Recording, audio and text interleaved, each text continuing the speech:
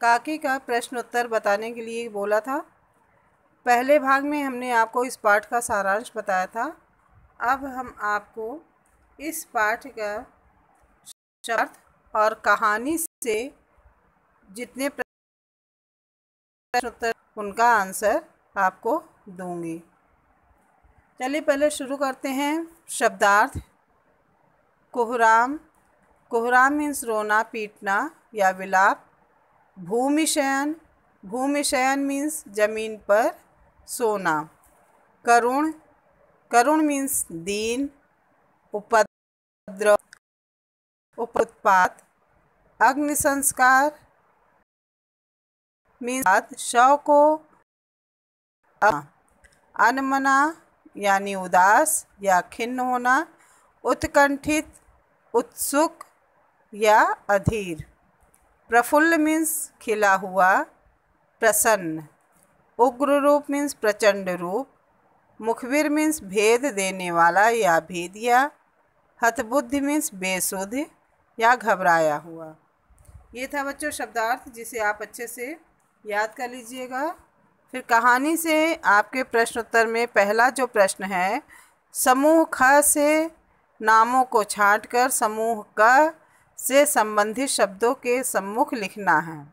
मतलब क सम्मुख में क में जो समूह क में प्रश्न दिए हुए हैं उसको समूह ख से मिलान करना है। जैसे पहला है श्यामू के पिता, तो श्यामू के पिता विश्वेश्वर। श्यामू का साथी, श्यामू का साथी भोला था। श्यामू के भैया, श्यामू के भैया जवाहिर थे। श्यामू के साथी की बहन जीजी थी। श्यामू की माँ काकी और श्यामू के साथी की माँ सुखिया। अब प्रश्न नंबर 2 है, श्यामू ने भोला के सामने कौन सा रहस्य खोला। तीसरा प्रश्न है, श्यामू ने जवाहिर भैया से कागज़ पे काकी क्यों लिखवाया। श्यामू ने भोला के सामने कौन सा रहस्य खोला कि वह पतंग को रस्सी में बांधकर काकी के पास भेजेगा।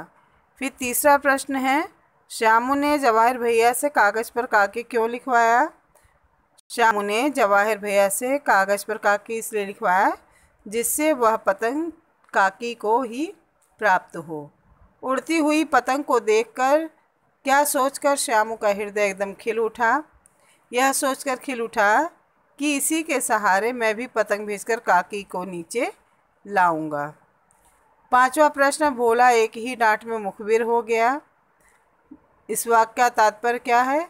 इसका यह तात्पर्य है कि एक ही डांट में उसने सारी योजना बता दी थी। प्रश्न नंबर 6, रस्सी से पतंग तानकर काकी को राम के हाथ से नीचे उतारेंगे। भोला से यह बात सुनकर विश्वेश्वर हतबुद्धि क्यों हो गए। उसकी मासूमियत को देखकर। फिर भाषा की बात में प्रश्न नंबर पहला नहीं करना है। प्रश्न नंबर दूसरा है, वाक्यांश के लिए एक शब्द।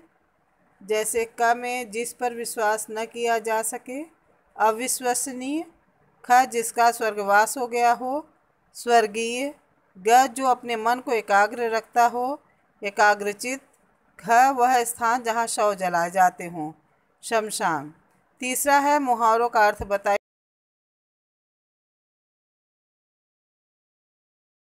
और अपोर शराबा होना। दूसरा होना, चिंता का मारा होना, परेशानी में होना। रहस्य खोना यानी भेद बता देना। हतबुद्धि होना यानी अचंभे में होना।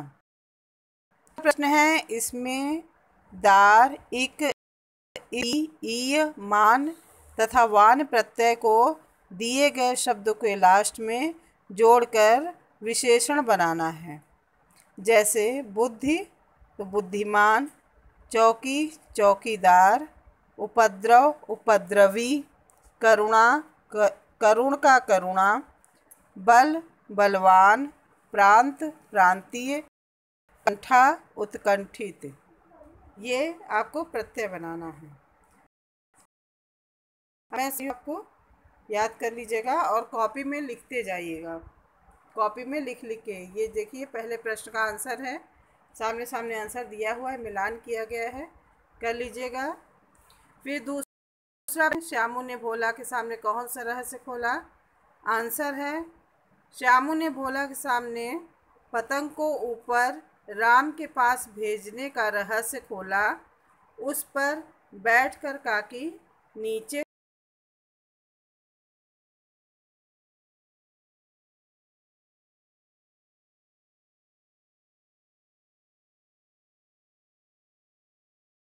उतर। जवाहर भैया से कागज पर काकी क्यों लिखवाया?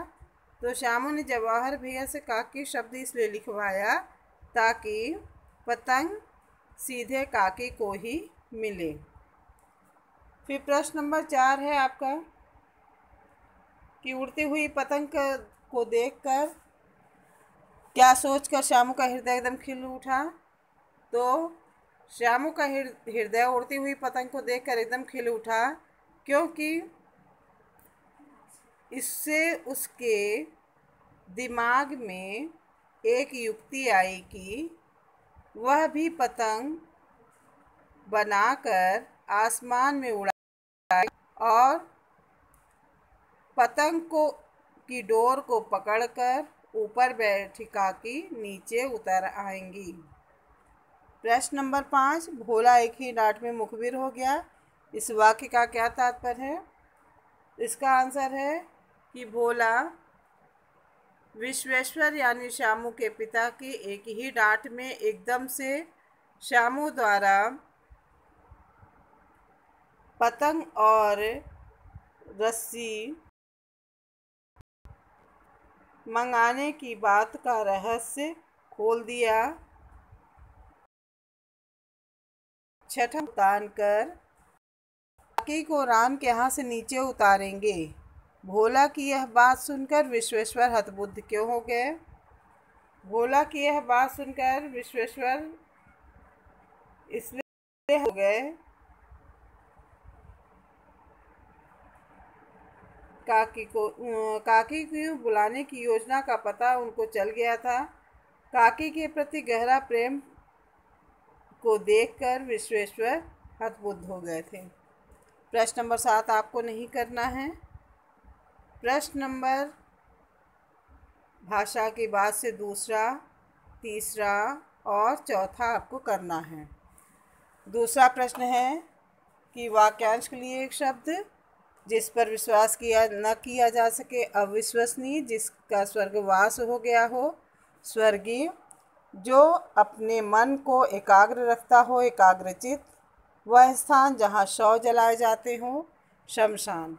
प्रश्न नंबर 3 है कोहराम मचना, बहुत शोर शराबा होना, हृदय का खिलना, बहुत प्रसन्न होना, चिंता का मारा होना, परेशानी में होना, रहस्य खोलना, भेद बता देना, हतबुद्धि होना, अचंभे में होना। और बच्चों इसको अपने शब्दों में आप वाक्य बना लीजिएगा। जो भी ना समझ में आए वो पूछ लीजिएगा। प्रश्न नंबर 4 का भी मैं नीचे इसका आंसर भेज रही हूँ, इसको कर लीजिएगा और अच्छे से याद करते जाइएगा। कॉपी हिंदी की बनाते जाइएगा। धन्यवाद।